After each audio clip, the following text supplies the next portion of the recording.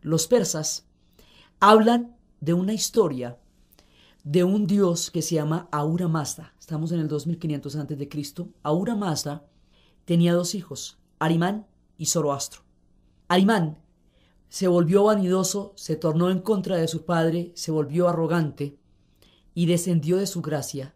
Zoroastro, también llamado Zaratustra, entraría en una guerra con él por la manera como se alejó de la ruta de su padre, y esa pelea entre el bien y el mal es toda la estructura cósmica de la religión del zoroastrismo.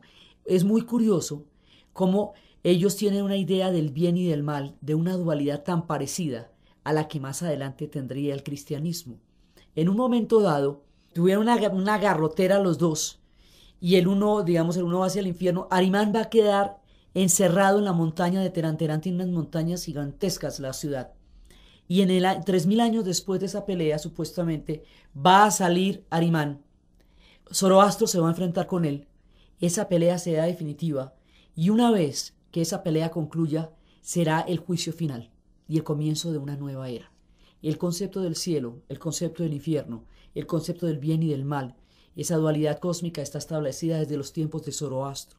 La gente en la religión del zoroastrismo rinden culto a unos fuegos sagrados que ardían en la tierra sin que nadie los prendiera.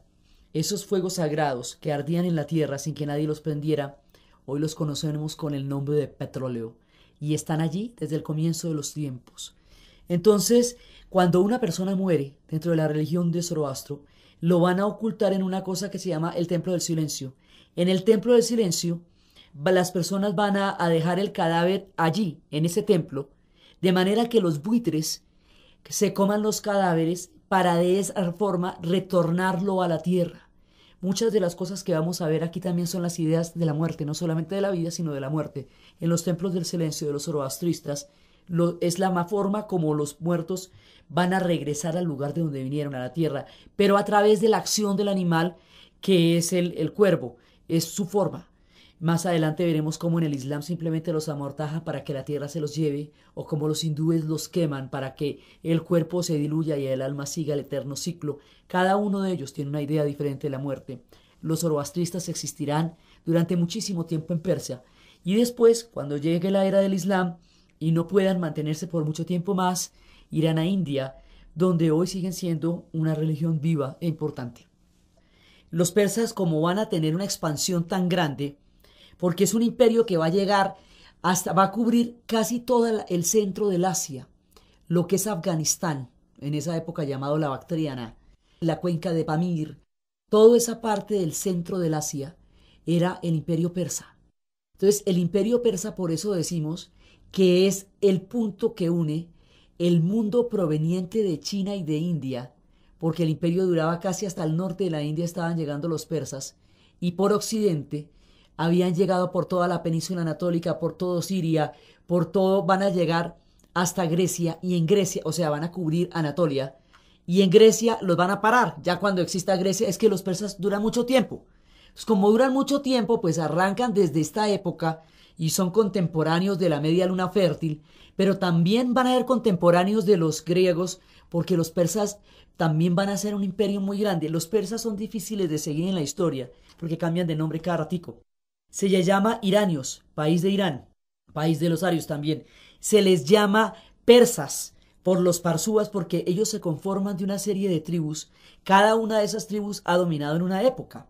Entonces, a la tribu que domina en esa época, así llaman a la civilización. Si son los parsúas, se les dice persas.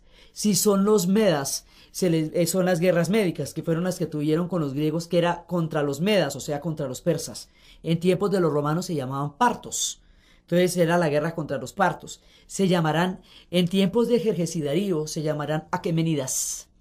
En tiempos del medioevo, ya más adelante en las épocas del Islam, se llamarán sasánidas.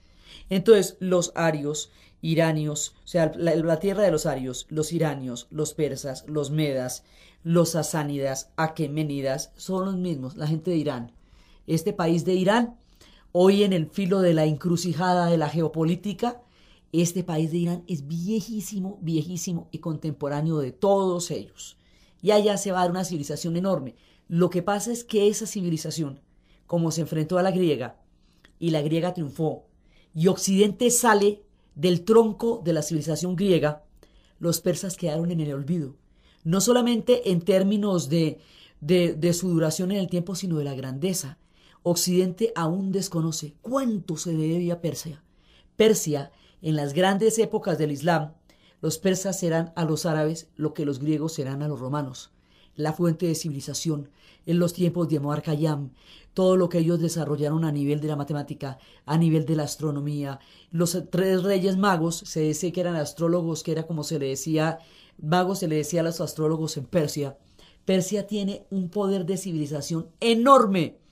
Eran un gran pueblo y quedan ocultos porque en la historia hay una cosa que son como decir las jefaturas de prensa, desde donde le están echando uno el cuento. Entonces, si el cuento se lo echan a uno desde Grecia, pues evidentemente los griegos no están interesados en que los persas aparezcan como unos fantásticos, porque eran sus enemigos y ellos los derrotaron. Entonces, aún falta mucho por entender la grandeza de la civilización de los persas y el papel que tienen en acuñar el paso y la formación de los pueblos en el Asia, porque como eran un imperio tan grande, daban hasta el norte de la India, cubrían lo que es Afganistán, y es el punto donde se nos articula un pueblo que están haciendo al norte y otro al oriente, que es la China y la India. Y ahí nos asentamos en civilizaciones muy diferentes.